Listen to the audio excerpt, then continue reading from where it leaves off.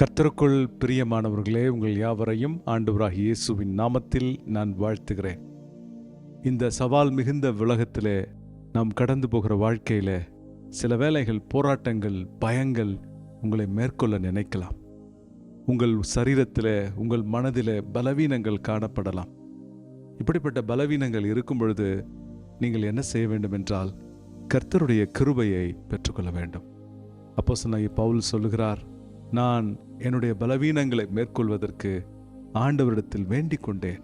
அப்பொழுது என் கிருபை உனக்கு போதும், உன் பலவீனத்தில் என் பலன் பூரணமாய் விளங்கும் என்று சொன்னார்.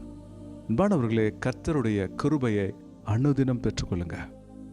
பலவீனங்கள், வியாதிகள், போராட்டங்களை நீங்க உங்களுடைய அறிக்கையிடுதலினால மேற்கொள்ளுங்க. அன்பானவர்களே, நீங்கள் கிருபையை பெற்றுக்கொள்ள அவருடைய பலன் உங்கள் சரீரத்தில் வல்லமையாய் செயல்படும்.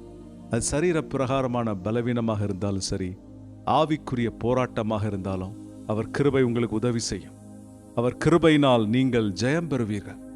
கர்த்தர் உங்களுக்கு கிருபை பாராட்ட போகிறபடினால் அந்த கிருபையிலே முன்னேறி செல்லுங்கள். உங்கள் பலவீனத்தில் அவர் பலன் பூரணமாய் விளங்கும். நிச்சயமாக தடைகளை தாண்டுவீங்க. நிச்சயமாக சவால்களை ஜெயிப்பீங்க. கர்த்தருக்குள் உங்களுடைய ஓட்டம் வெற்றியாய் அமையும். கர்த்தர் தாமே உங்களுக்கு இந்த கிருபையை கொடுத்து ஆசீர்வதிப்பாராக. ஆமென்.